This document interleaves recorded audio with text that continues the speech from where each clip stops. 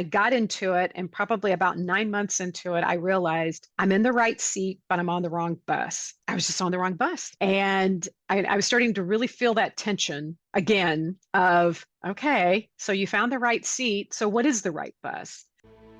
In a corporate world where all employees have great leaders with no egos that create fun cultures where people can do their best work, the employees and companies thrive while doing great things for the customers, themselves, and each other.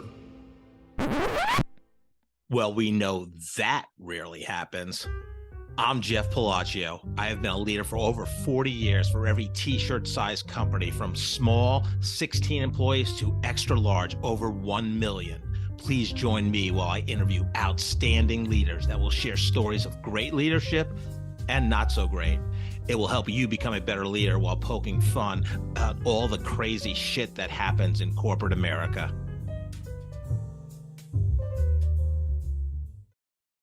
Hi, I'm Joe Deshawn, and welcome to the Corporate Couch with Jeff Palacio. Today, Jeff is interviewing Leslie Anderson. After nearly 20 years in retail leadership roles, Leslie is now a corporate coach, working with high-performance executives, helping them develop self-awareness that makes them better leaders and better in all of life's relationships. Leslie believes that the universe is always conspiring in our favor with infinite invitations to transform ourselves and the world around us. With insights from self-awareness, we can intentionally create the results we want as individuals, in the teams we lead, and in every relationship in every aspect of our lives. You can find out more about Leslie at lesliebanderson.com. Now, let's listen as Jeff talks to Leslie. I'd like to welcome Leslie Anderson, Executive Leadership Coach, to the show today. Good morning, Leslie. How are you? I am very good, Jeff. Thank you for having me. Leslie's one of my favorite people. We met back in, I think, 2014 or 2015 during a networking meeting. Then I got introduced by one of her former Hallmark colleagues, John Cohen. So, and she's become a great, I'll say, mentor and confidant for me. So thank you. And she actually kicked me in the ass to get my podcast out there in the world, because I've had the idea for about 5 years, and we were having lunch at the Peanut. There might have been beers involved, I'm not sure. And she said, you need to get this idea out in the world. So thank you, Leslie, for getting my ass in gear and making this a reality. So you're one of my guests. So You are very, very welcome. You're very welcome. yeah. So I'd like to ask, since I do these podcast interviews over Zoom, what so I can see what you're wearing on top. Would you like to share with the audience what you have on beneath the camera? Oh, I have You don't have to workout show attire on. workout attire? I do. I've got on a workout jacket, a workout top. I've got the tennis shoes I wear, the leggings I wear, and much of that is driven because, as you know, we have a puppy, and I have found that just kind of what I put on in the morning. This is just really, really flexible and comfortable, and all the running around I have to do, and so this is how it landed today. This was it. Perfect. With the pandemic and, virtual meetings via Zoom or Microsoft Teams, I think it's been, I think they used to call them Zoom tops or whatever. You would dress up on top, but, so I actually have SpongeBob pajama bottoms on, but I have a nice shirt. So anyhow, the name of the podcast is Corporate Couch, Work Stories I Tell My Friends. So not that we're getting into a therapy session or anything like that, but I think, childhood, your childhood experiences and how you grow up really, impact your life in many different ways. So I'm not going to get deep on that, but, growing up, what did you want to be when you became an adult? Did you have any aspirations of a career, and what were they? Oh, that's a great question. And And, just to kind of tie off your comment, I think our origin story shows up everywhere, everywhere. And we're human first. And so it's going to show up in our leadership. It's going to show up how we do relationships, no matter what they are. Um, what is really interesting about my childhood is I'm an only child, so no brothers or sisters. And so I remember having a lot of creative time by myself. And the thing, the thing I absolutely loved doing when I was younger was I did this thing called playing restaurant. And I was the entire vertical of the restaurant. I was the owner. I was the hostess. I was the waiter, waitress. I was the cook. I was the busser, dishwasher, the whole life cycle. I was the life cycle of that restaurant, and I I loved doing it. There was something about I think probably what was underneath that is that I liked being of service. That was the when I really reflect on that's my key takeaway is And I food, just probably. and food and just that whole life cycle of the fantasy play that I was wrapped up in. It's like there's a process there, and I think I enjoyed just having my hand in all of it. But Yeah, that's interesting. I can't say that there was something very specific like, oh, I want to do X when I grow up. That really didn't happen until, oh Lord, way later on in my career when I was able to get real focus on, yeah, this is how I want to take that being of service Yeah, and so get, yeah, so yeah, kind of walk us through your kind of career trajectory in terms of what you've done. And it seems you started out in the retail space, maybe had a yeah. business on your own. So walk us through that. Oh, you bet. When so here's a slice of irony. When I graduated from high school, um, my my grades were terrible, terrible. I was a terrible student, and I had to sign up, or my most immediate path was to sign up for classes at the junior college down the street, which is a great junior college still. And I remember being really confused about what I wanted to do. And there was this thing called computers. Now, I graduated in 82, so I'm about to turn 59. And there was this thing called computers, computer science. And for whatever reason, I have always been very future oriented. And so that captivated my attention. I signed up for all the classes, got all the books, came home, and my mom, so what did you sign up for? And I said, Mom, I signed up for computer science.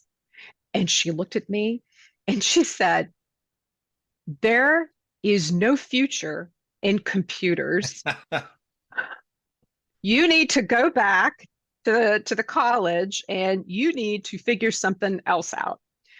And it was really amazing that I even listened because I was a very obstinate, focused child and young woman. And so I ended up going back and choosing uh, fashion merchandising. And what's really interesting is that uh, fashion merchandising is the coupling of not only the business aspect of fashion and merchandising, literally, but there's also clothing and construction in there. So there's a very creative, tactile aspect to it.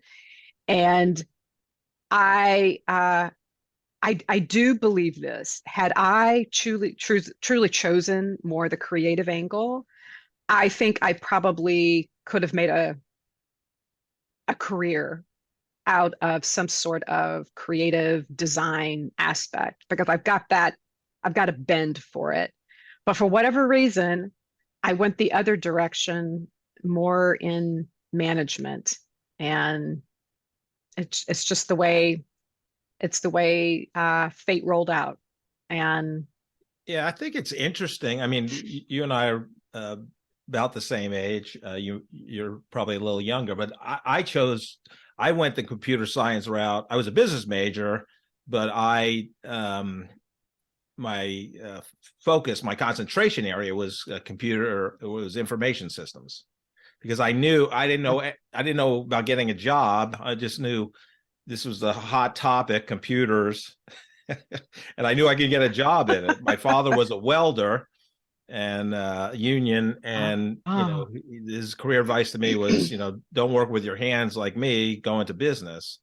So it's just interesting, and I find it really interesting that you wanted to do that, and then chose fashion merchandising, because I mean they're pretty much 180 degrees apart for the most part oh yeah, in terms of a major. But I think oh we're yeah, believers they in the are. universe puts you where you should be, right? So You know what? The universe needed me to go in the direction of more of a business route, and that's where I went. And interestingly enough, I do have a personal philosophy that the universe is always conspiring in our favor. Always. May not feel like it all the time right. or look like it, but ultimately. And so it did. That's the direction I went, and I ended up going off to university, getting a 4-year degree in uh, merchandising with a business minor. Oh, and just that poor student aspect still kept showing up. I was put on academic probation, I think twice Wow. at university, because I just oh struggled with the books, struggled with the books. Now, I would not think that of you, just knowing you, how, in terms of how much I know you, but that is interesting. Do you think it's easier for an 18-year-old today versus when we were 18 to have a career, to know what they want to do? Because I feel that I had no clue what I wanted to do at 18. Again, I just chose computers because I knew I'd get a job. Mhm. But I don't know. I don't know if it's different today. I do a lot of guest lecturing at various different colleges. Some of my friends are professors there, and I still find that it seems like they don't know what they want to do still. But I'd love to hear your thoughts on that. Absolutely. I think it is an enormous expectation to put on an 18-year-old, know what you want to do. And I and there may be some 18-year-olds out there that have it dialed in and figured out that, or even earlier, they know what they want to do and they pursue it. Um, but I don't have data in front of me, but common sense tells me that those are outlier experiences, and that the majority of 18-year-olds don't know what the hell they want to do when they're 18 years old. And I think this whole concept of a gap year or gap years is, I love that. It's just space space to breathe, space to breathe and to perhaps follow one's instincts, and to look at, hey, what am I good at? What do I enjoy? Um, Maybe take your time off of academics. I love that whole gap year concept. And that I I don't remember that concept even at all when I was graduating from No, high school. we wanted to graduate and get out on our own. It's where I think Yeah. some of the It was like, no, you go get into college and you go get a job. yep, that's it. And Yeah. the number one question I get when I guest lecture, when we open it up to Q&A, it always comes to careers, and as well as, should I get my MBA? This is usually an undergraduate class. And I say, okay, this is my opinion. Do not tell your parents what I'm telling you. I have my MBA. I think it meant more when I got it in the 80s. And unless you want to spend, 200,000, north of $200,000, and go to a Wharton, a Stanford, Fuqua, Duke school, Duke, or any of the, top 10, Mm-hmm. um, it, I don't know if it means as much, as well as it's different today. There's so many ways to learn, and there's Oh. so many, you can do a side business and have a job, and you're gonna, there's your MBA right there. You're gonna put Mm-hmm. something out there on an e-commerce, do a Shopify site and sell XYZ and market it, Mm-hmm. and do social media, and do logistics and shipping and finance. You're going to get it all, and Mm-hmm. so if you want to invest $50,000 in a business that you would have paid twice as much or four times as much to get an MBA, it's probably better learning, Mm-hmm. as well as you have potential to make money and not just spend money. But it's my opinion. People's mileage may vary, so that's how I look at it. So yeah, so you were in retail space in the beginning. I think some high end brands too. Yeah. Yes. I after I did graduate with my Bachelor of Science, and I ended up going to work for a company called Hermes of Paris, and it is a very old company, 250 years old, and based out of Paris, family owned. And it was just serendipitous how all of that unfolded. And that that working for that company really started shaping a lot of different aspects: how to run a business, how to coach, how to grow a team, how to handle competing priorities, what's great customer service look like, what's a great product look like, um, just the whole vertical. And interestingly, Hermes, at least then, I don't know now, then the company was completely vertically integrated. So they had control, a hand in every part of the life cycle of their products, from design to creation to selling, marketing, to uh, the end of its life cycle, and whatever those choices were to eliminate that product. Um, which, interestingly enough, was my restaurant fantasy gig when I'm 8 years old or whatever. But that company really instilled in me what it means to have meaningful connection with clients and deliver an impeccable product. It really, really did jade me. And I think it's really where I started getting this glimpse of coaching. And interestingly enough, it wasn't necessarily with um, the team, it was with clients. And I didn't even recognize it myself at first.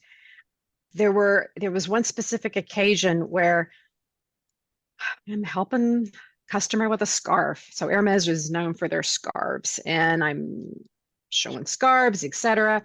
And this customer just starts pouring their heart out to me and saying things to me that I'm I'm kind of astonished with the degree of vulnerability that this person is having with me.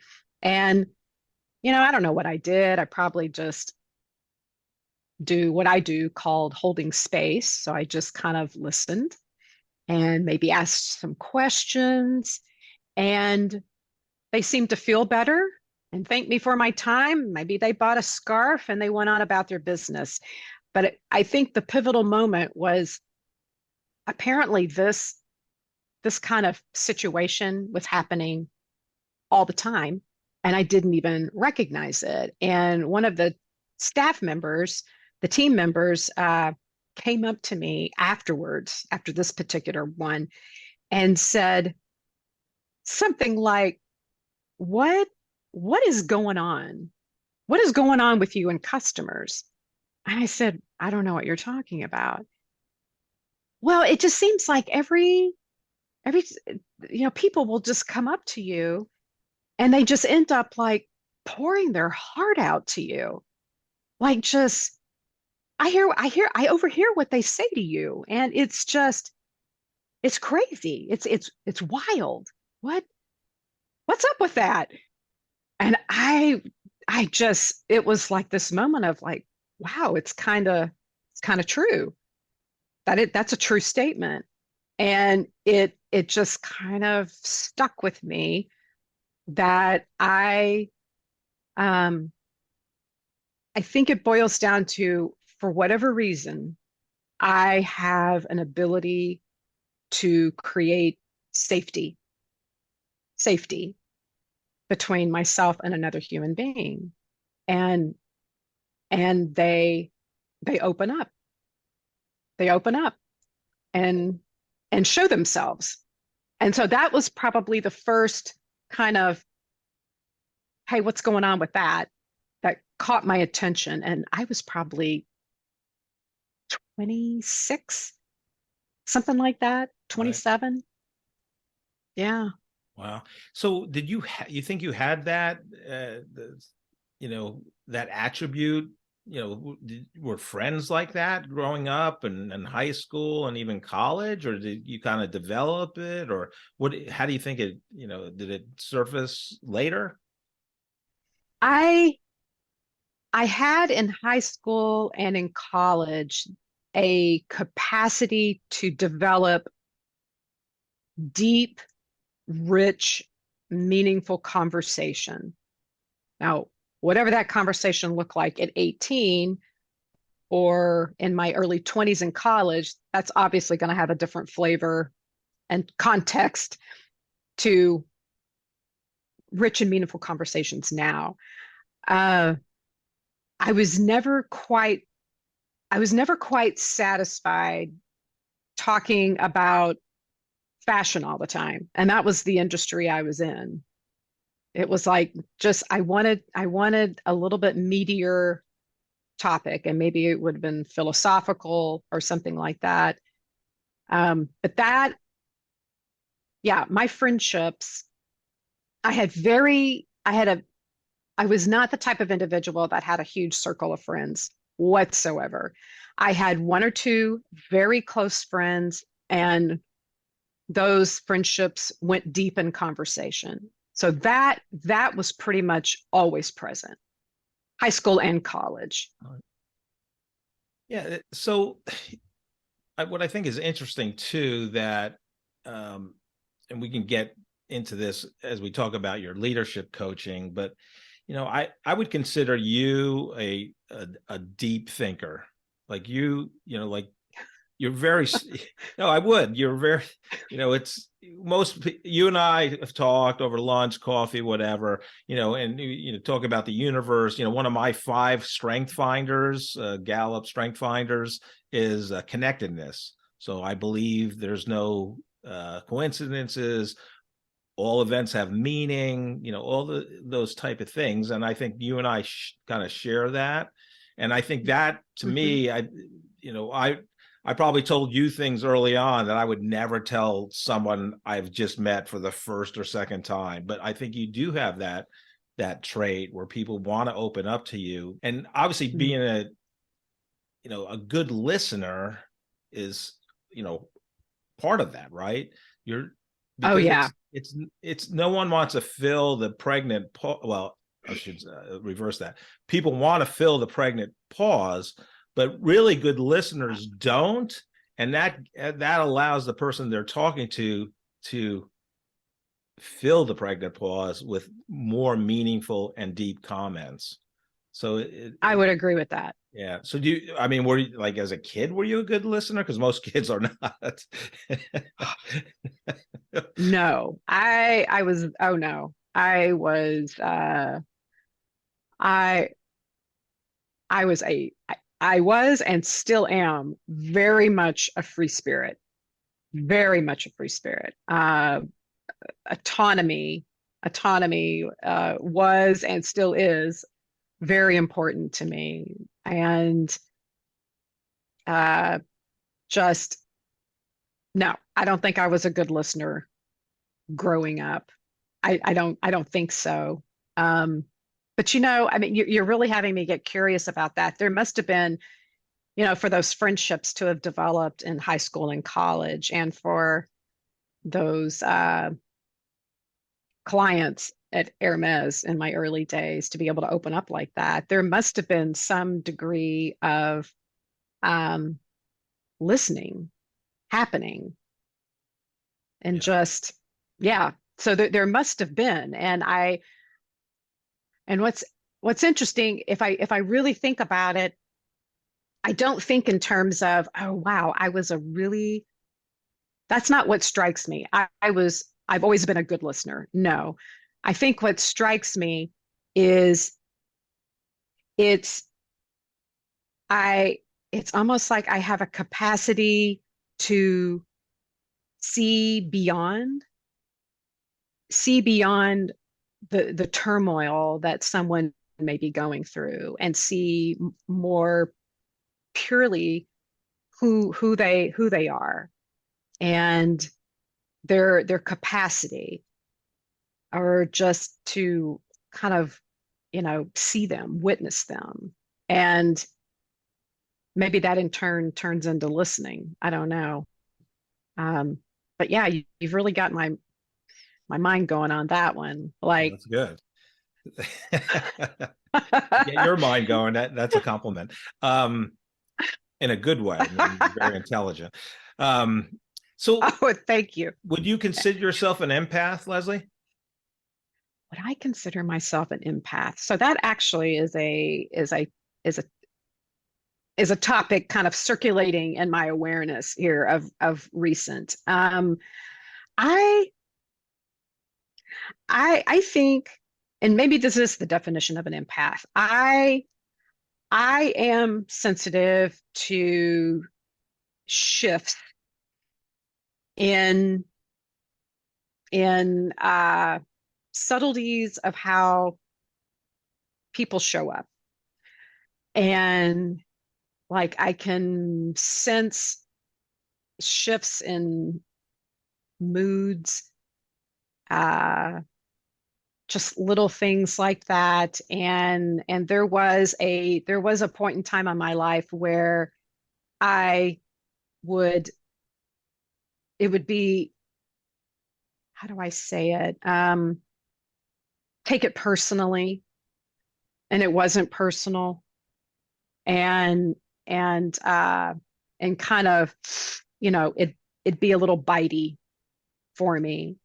Um, and so it's taken time and maturity just to kind of balance that out, and to almost have like a cloche over me, a cloche of sorts, to kind of protect. Right.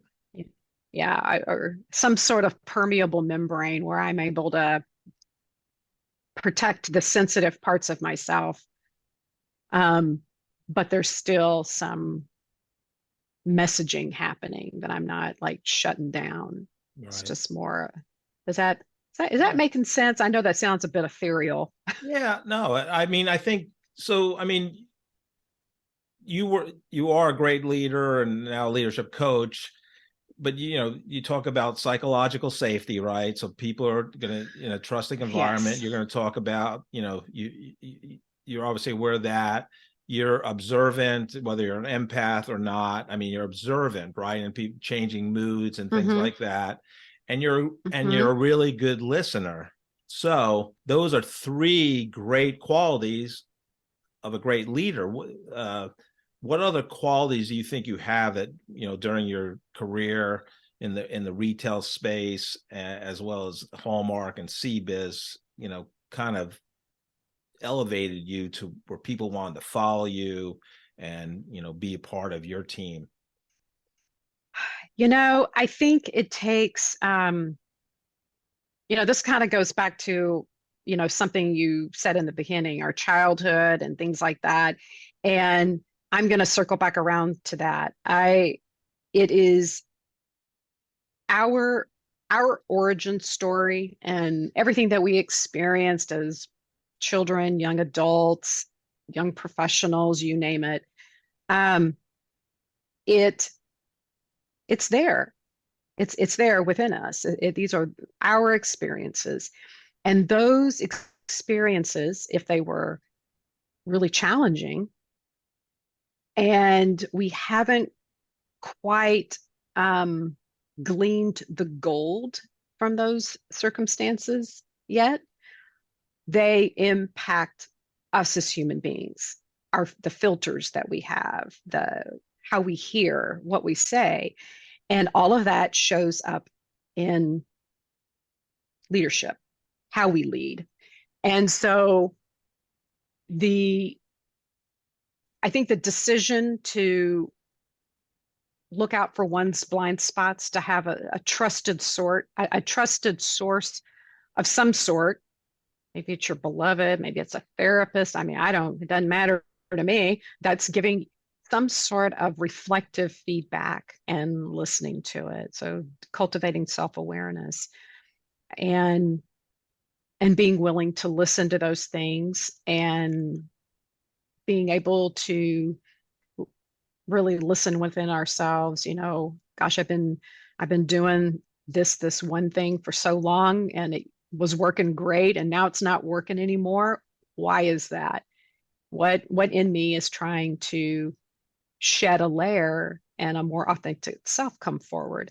And I think that authentic self is a peeling back of an onion of sorts, and it shows up in leadership.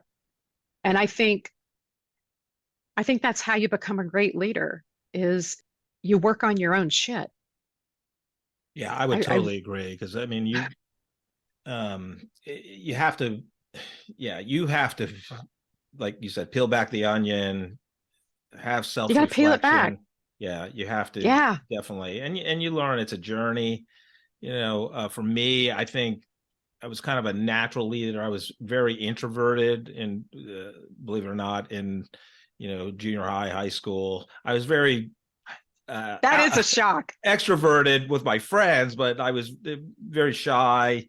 But I think part of that was just it's always, growing up is awkward. There's the junior high school type thing, but I mean, it's I was, when I played sports, and I loved sports, I played kind of leadership roles. I was a quarterback, I was a catcher, I was a point guard, so I like being involved and leading, even though at times I was introverted, but I felt a comfort zone in sports, and I love playing them. So so tell me about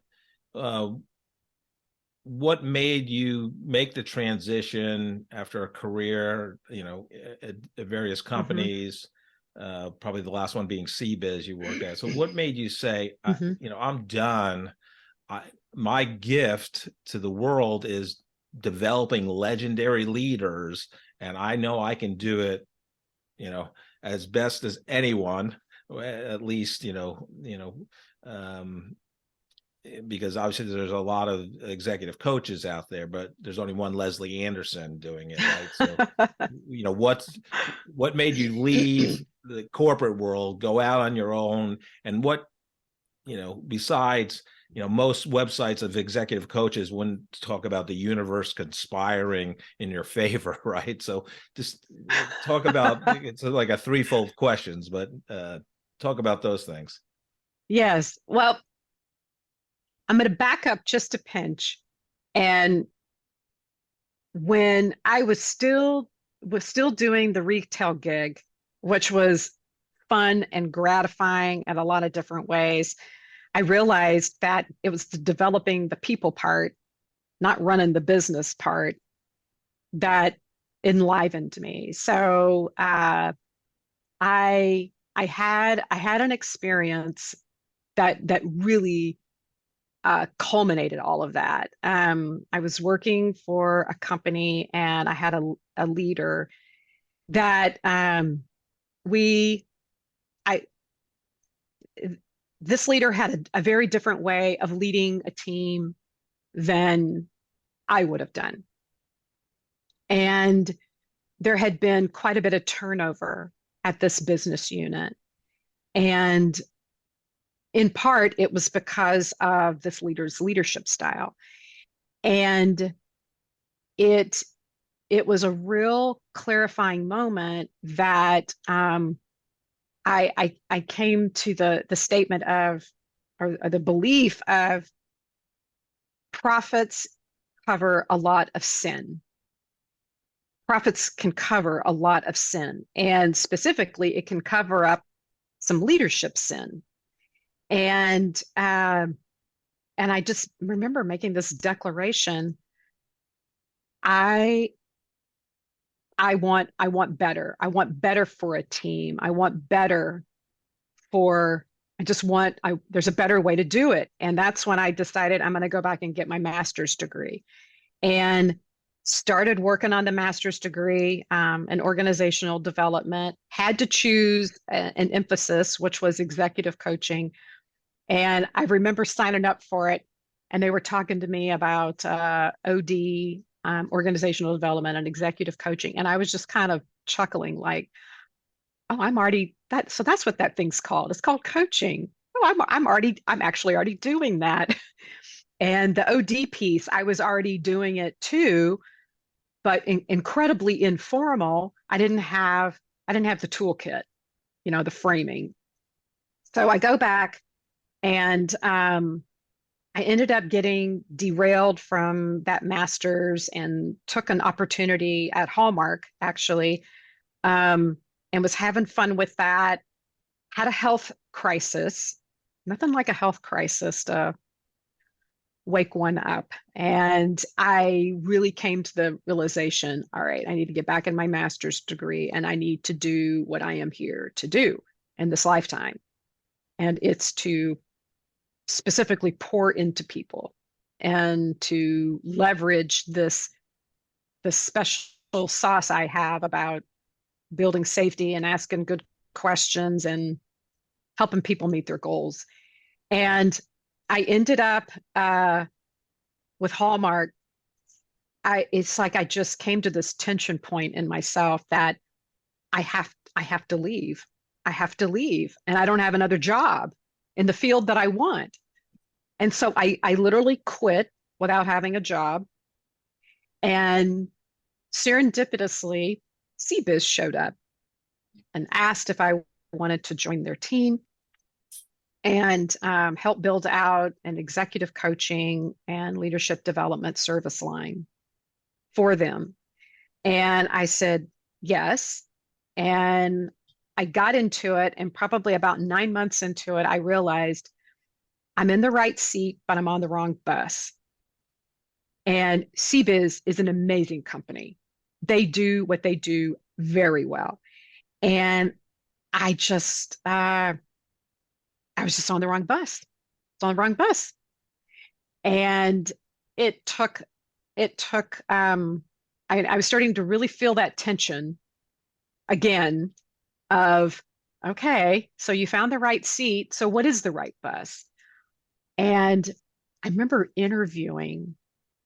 uh, interviewing with an organization that was building out a coaching arm in their business, and I was a great fit for the job.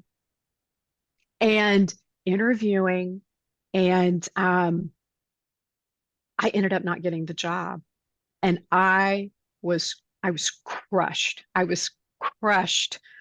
And I just remember thinking, okay, if it's not this, if it's not that bus, then what bus am I supposed to be on? And I talked to a dear friend, and here's where you have to have somebody in your corner that's willing to shoot you the truth straight. And she just basically said, Leslie, you are building a business for CBiz, and you're not going to have anything when you leave because you're doing it for them. So why aren't you doing it for yourself? And I knew, oh my God, that's the truth. That is the truth. I'm the bus. I'm the bus. I'm the bus and I'm the seat. Right. And it took, yeah, and it just took an enormous amount of just bravery, sheer bravery to trust I know how to do this and I can do it really, really well. And I'm gonna vote for me.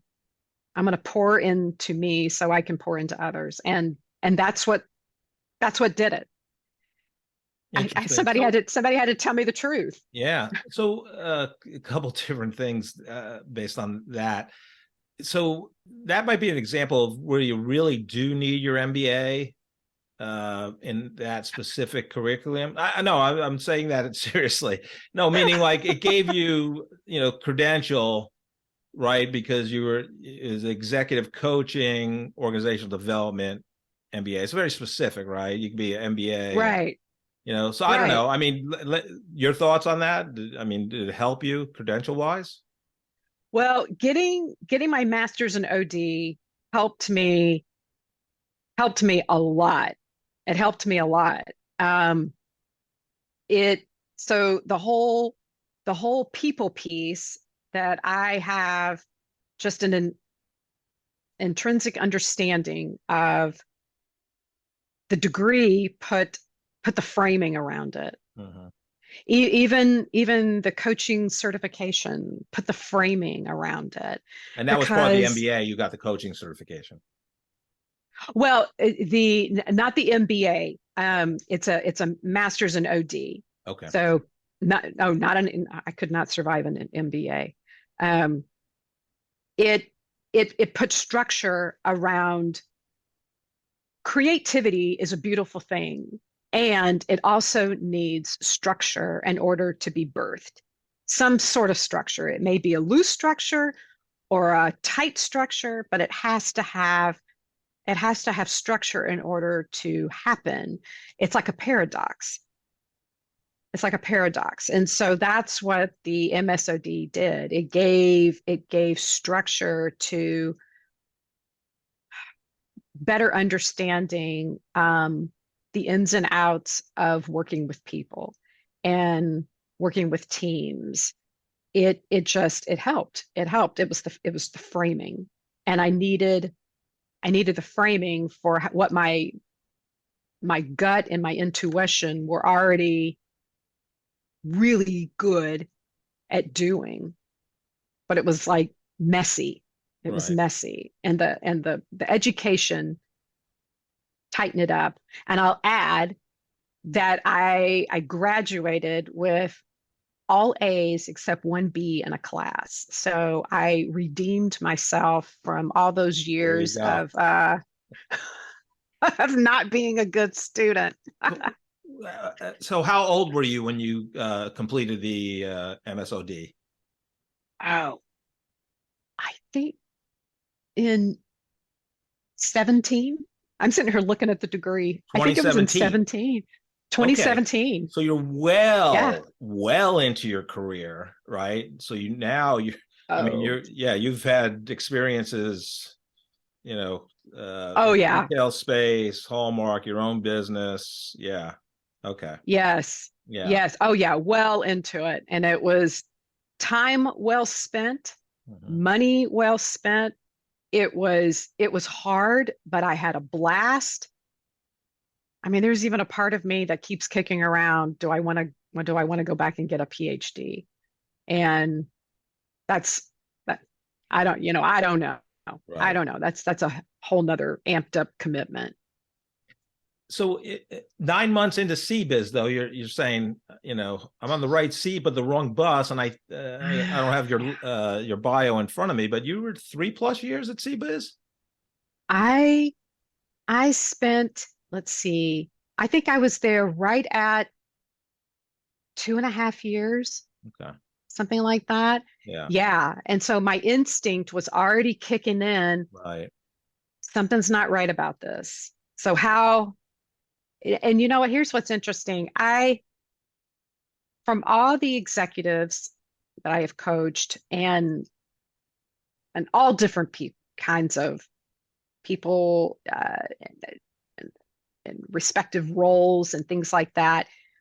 And I, it seems like we get an understanding of it's time to move on, it's time to make a shift or something like that, and we don't listen to our own selves. It's like we don't, it's like the expression of what we end up knowing intuitively, we're like, I don't know, 2 or 3 years behind ourselves. It's really, at least that's been my observation. Mm. Um, Leaders that I've talked to who have been, the roles have been eliminated or something like that, every one of them have said, I kind of knew a couple of years ago that I needed to leave. I kind of knew a year ago. I kind of got this feeling, and it's hard. It's hard to make a change. It's hard, the sunk costs that we have in, I've spent all this time with an organization. And with CBiz, I had put in so much effort to build out this business. And and I was having fun because I was on the right seat, or rather in the right seat. And one of the reasons that business, in my opinion, runs so well is because they have mechanisms and processes to execute what they do. And it is very hard for me to be systematic about things that I do. It's very, very hard for me. And so it was like I was having so much fun and enjoying it, enjoying what I was doing, enjoying the team that was there. And I was making progress. I wasn't doing it at exactly how they wanted me to do it, but progress was getting made slowly but surely. And so there were positives coming, but in my gut, I knew this this isn't going to last. Right. Well, it's that universe conspiring, right, in your favor, right? You needed that 2.5 years at CBiz. You didn't get that one job that you thought it was almost a shoe-in to get, right? That would have put you on another path, right? And Another so, path. yeah, It would have delayed the inevitable. right. Yeah.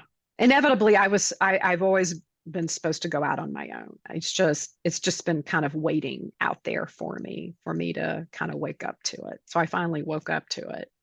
And and for me, it's been one of the best decisions, top best 5 decisions I've ever made in my life. And being out on one's own isn't for everyone because it's not fun at all.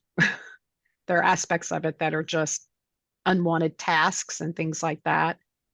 So, Yeah, I mean, it's so different than working for a company. I mean, it's having experienced myself and going through it the last couple of years. I mean, it's just you full you're so used to a salary and a nice bonus and corporate there's and it's really, sometimes when I'm like looking at prospecting or developing a constant contact campaign for a prospect email I'm going to send out, and you're like, God, I want to be in front of the prospect. I want to pitch them how I can help them, how I can add value and help them achieve their goals. And mhm. that's what I do, right? But part of it is also the mundane, building lists to go out there, posting on LinkedIn, which is not mundane, but it's all that little stuff like, creating, the content and the creative for constant contact email campaign. It's like, yeah, that is the business. Doing XYZ, it's all part of it. It is part of your job. and It is. it's totally It different. is. I always like to ask people about the worst manager they ever had. I don't know if that person at Hallmark was yours. I don't need any names unless you'd like to reveal them and publicly put them out there. But it, Oh gosh, no. yeah, I didn't think so. What I mean, some attributes of the worst boss, and it's going to be the opposite of what a good leader is, right? But maybe give a unbelievably crazy story of what that person did, or an action, a meeting, what did that look like? I'm gonna answer that question this way. There has been, I have absolutely numerous examples of bosses that have manipulated situations, said things in a manner that could have been done with far more elegance, used hearsay versus direct observation, all sorts of kind of things. And I and those those were those were painful. Those were painful. They were. And what is amazing is each of those leaders that showed up the way they did for whatever reason, and unintentionally pushed that button in me that got me worked up, absolutely 100% ended up being a blessing. 100%. Because, and we're going to go back to that thing that you said at the beginning, how our younger selves show up, and there were aspects of my origin story that I can 100% point to, that it was getting evoked in me through every one of those leaders that challenged me. Now, it doesn't let them off the hook for how they showed up, but point being, I can't manage their side of the net. I can only manage my side of the net.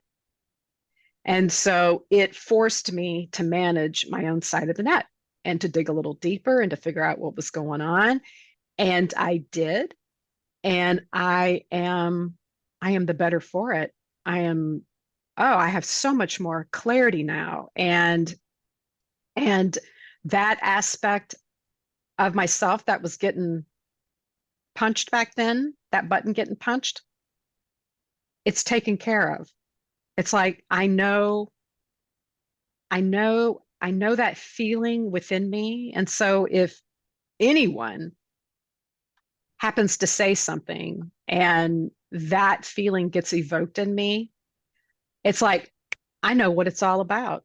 And to me, that is the seat of incredible power, to know why I am feeling what I am feeling. Why am I feeling what I'm feeling? And I think that is a beautiful place for leadership and to be a human being. And so those were not fun times going through those situations with those leaders, but it served me. It served me at such a depth, and I don't have any hard feelings. It's like it's complete. It's complete. It's done. Right. Okay, so I'm not going to get a crazy story out of you, out of bad You leader. you are not you are not going to get a crazy story out of me. You're So not. let's talk about now, and who explain the difference between, or not the difference, but what do you bring to the table in executive coaching, as well as who is like the prime candidate to work with you? You know, what does that person look like, and their attitude, their personality, and all that? Because, and obviously you're working with leaders that want to take the next step, right? That they need to be more, you know, complete in their leadership, else they wouldn't reach out to you, right? And I think, you know, any coach, whether it's a personal trainer, executive leadership coach, I mean, you know, it's a hard business to be in, from a perspective of most people that are willing to have a coach usually already have one, and which is, I think, the minority. The majority of, I think, of executives, at least, they don't think they need any coaching, which is different, right? So they're not a prospect. And it's really that, you know, that in between. So somebody, maybe they had a falling out with their coach, or had a coach years ago and now wants to get back into it. But I'll let you expand on, because obviously you have more experience in it than I do. So go ahead. You know, I get called for a wide variety of reasons.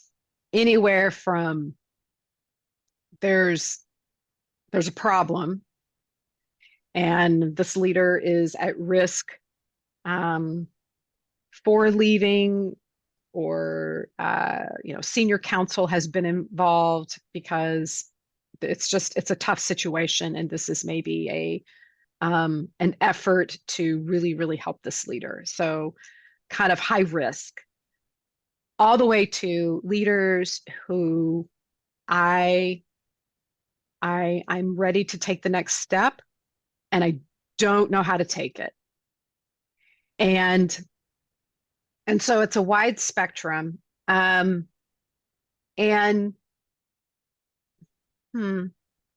it's, you know, even when we come to the table, and this is me included at 100%. You know what, I want to work on this.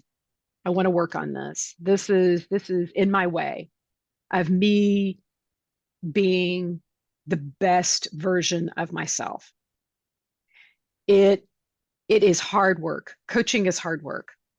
Self-reflection is hard work. And it takes an enormous amount of bravery for a leader to just open up and to be able to hear not only the gifts that they bring to the table, but maybe how overusing those gifts has now turned into not so much of a gift. It's become a hindrance, or overdeveloping one aspect of self without looking at other aspects of self. It's hard. It's hard work. It is very hard work, and every leader kind of comes to the table with some varying degree of willingness.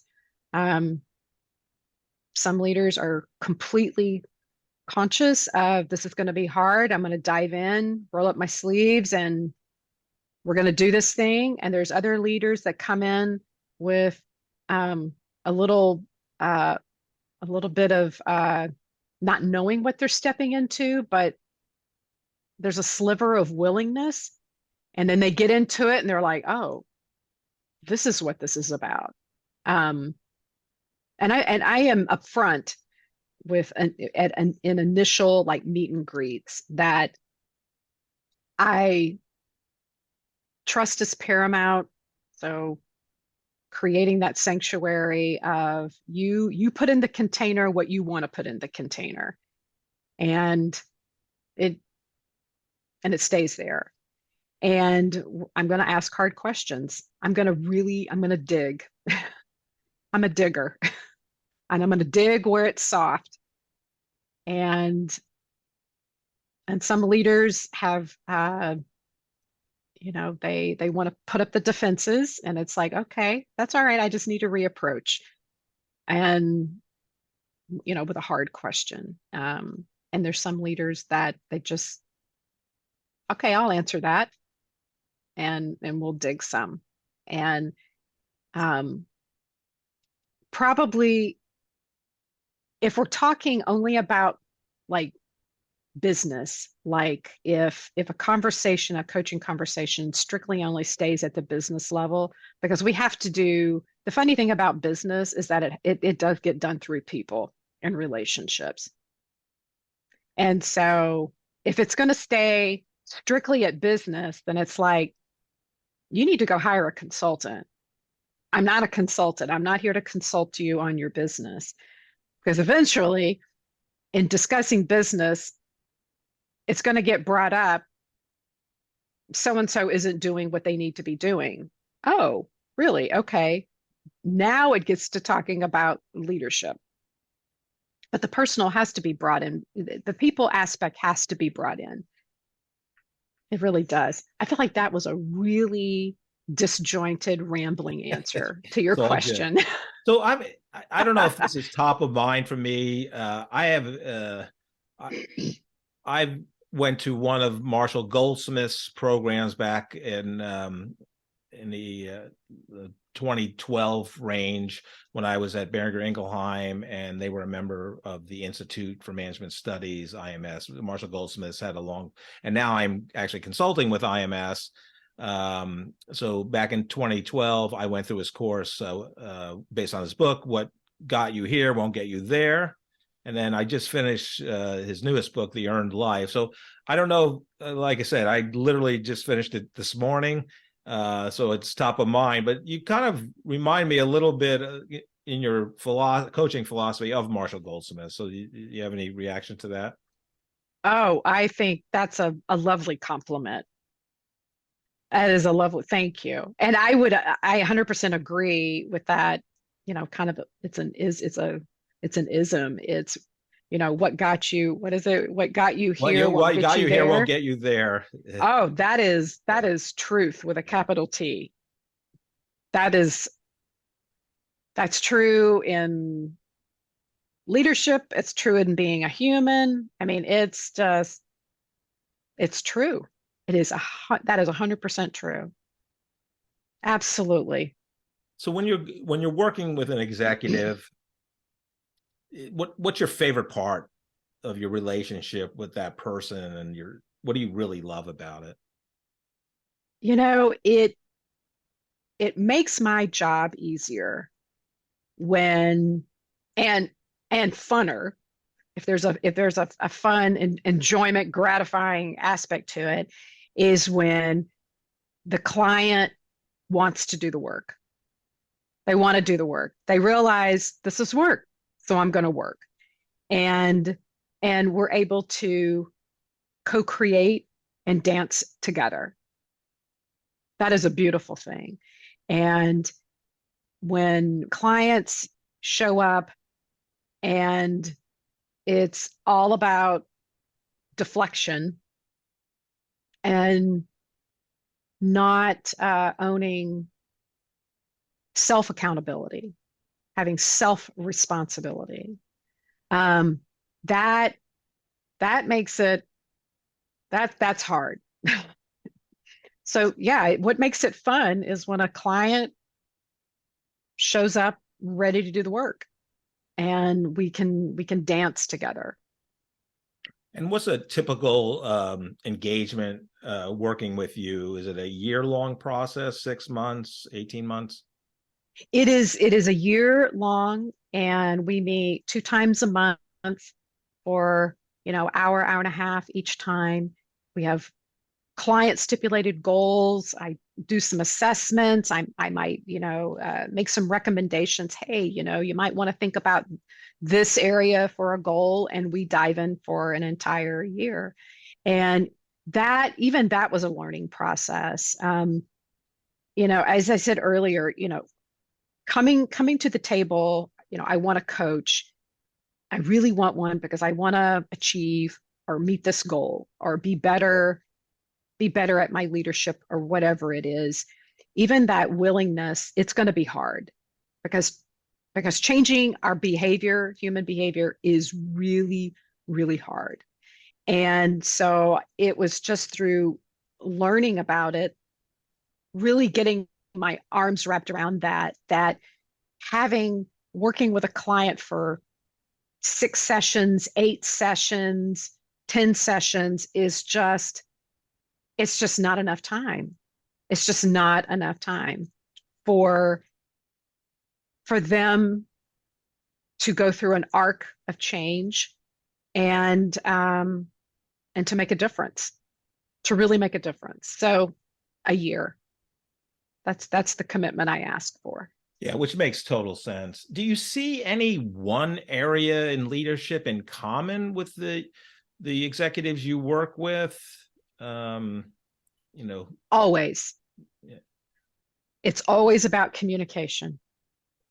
I had somebody ask me, oh, this was probably 3 or 4 years ago, and I was on a networking call, and we were wrapping up our call, and this person asked me, so could you narrow down every leader's all the people that you have coached, could you narrow down, is there one thing? And they even told me, oh, I don't even think there's one thing. I said, oh yeah, there's one thing. It's communication. Not enough, too little, how it's said, what's not said. It all boils down to some flavor of communication, Yeah, some flavor of it. Yeah, I've worked for every size company, 16 employees to over 1 million, and every employee survey that ever comes out, the communication is poor. It's just it's boggling. A recent company I worked at, they did multiple employee surveys, and kind of the office was split in two with kind of sales and marketing on one side and finance, IT, yada yada on the other. And that's where the CEO's office was, on the other side, not the sales and marketing side. And two surveys had gone by and said the CEO never comes to the other side, like never walks around, says hello, how you doing, and like and then I work there and I'm like, yeah, I've not seen this, like, I don't understand, like, how could you not take it's there in black and white and you still don't do it. It's any thoughts on that? I mean, it's just, they're intelligent people, they're running a company, and to not do something that's, it's just so counterintuitive to me. Like if somebody tells me like I need to do something now, I take it into consideration, but that's so apparent and an easy fix. That, I would say it just hasn't gotten painful enough. There Is it a is lack of caring? A lack of caring. I don't know. There is a cycle of awareness called Gestalt cycle of awareness, and I don't know it terribly well at all. But what I do remember about it is that there are things trying to come into our awareness all the time. And what happens is it's like we go through cycles of it hitting our awareness, and it's almost like it's in our peripheral vision, something that we need to address. And it may come front and center, but somehow we miss it. We miss it.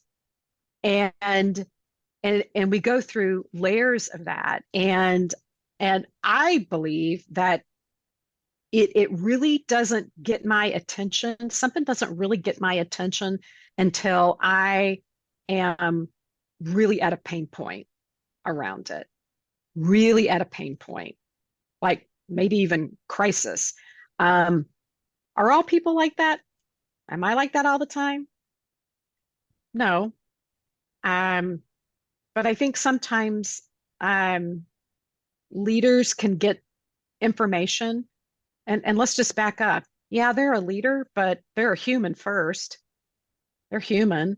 And it could be that without knowing the complete contextual nature of everything, that it keeps coming into their awareness, and for whatever reason, it's just not time to do anything about it, or don't want to do anything about it. And I think ultimately it hasn't gotten critical enough yet. It just hasn't gotten critical enough yet. Yeah, it's always intrigued me. So thank you for your thoughts on that. So wrap up, I'm going to ask you for career advice for two different sets of people. The first, start with the younger group. So using all your wisdom. So what advice would you have to a recent college graduate, or about to be, graduating, let's say, May of this year, in terms of a career, and what to focus on right out of college? I would say that really make sure that you enjoy what you're doing. Really enjoy what you're doing. And if you're going to do it at an organization, that organization aligns with your own values and how they express their values and how your values are expressed. And that when you show up at interviews, that you have every right to interview the organization as much as the organization is interviewing you, because that organization is trying to unpack your suitcase to see what's going on inside of how you do things and your critical thinking and the value you're going to add. And you need to be equally as curious and discerning as they're attempting to be, because it's a two-way street. So basically, balance out the power. Yeah, love You that have, advice. Love it. yes. And then for the second kind of demographic, these are the people that are contemplating, jumping ship from corporate America and doing their own thing, like you did. What advice would you have for them? To have as much clarity as you can get on why you're moving away from one thing and towards another.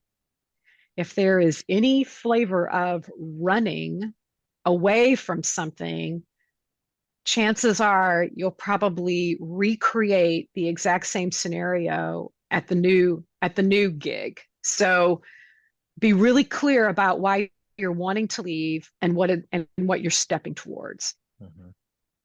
Yeah, great advice. Leslie, you're phenomenal. One of my favorites. Thank you so much for being one of my first guests on this podcast. And thank any other you. closing thoughts? How could people see about your services? Your website? Just go to the website. Yeah, just go to the website. Call me. Yeah, that's it's leslieanderson.com, right? Leslie B. Anderson. B. Anderson. Okay. Yes, B. Yeah. Be yourself, because everybody else is already taken. All right. Thanks, Leslie. I really appreciate you. And thank you for the time. I really enjoyed it. That was a great episode with Leslie Anderson. What I love about her story is how she took a corporate career and really decided to go out on her own and become an executive coach, an executive leadership coach. Not many executive coaches talk about the universe conspiring to be everything in our favor. And I really loved her advice. And this is for anyone, whether they're thinking about getting a new job or moving from a W-2 job to their own individual entrepreneurial efforts. But what I love what she says is, don't run away from something, run to something. Joe, what was your big takeaway on Leslie's episode? Oh, I think that's a great quote. And one thing that I am always intrigued with, and after hearing somebody like Leslie speak, is even the concept of an executive coach. I think that's interesting. If I had a job that was like just some menial, low entry job where I got paid by the hour to do X, and I did that thing and they paid me to do that thing, and then I went home. There's nothing more than that. That's just it is what it is. But when you get on an executive level, you get to the point where there's more than one way to do your job. And you don't always know what that is. And the danger is that you can get cocooned. You can get in your own little world and think that you must be doing things right because nobody's telling you anything wrong. And your staff's never going to tell you that you're doing something wrong or that you could be doing something better. So it makes sense then to bring in somebody from the outside, like Leslie, like an executive coach, bring them in from the outside and say, give it to me straight, and have them tell you exactly what's going on in your life, what you could do better, what you're doing wrong. And it's just an interesting concept that exists only at that level that I've always found that fascinating. Yeah, I totally agree. So to end, Joe, any words of wisdom, leadership advice you want to give? Yeah, I'm always reminded of the great quote from the great Michael Scott, where he said, "Fool me once, strike one. Fool me twice, strike three." Thank you so much for listening to this episode of The Corporate Couch. If you enjoy the podcast, I would love for you to take 2 minutes out of your day to rate us 5 stars and write a review. Please join me next week to learn from another great leader sharing their professional journey and insights.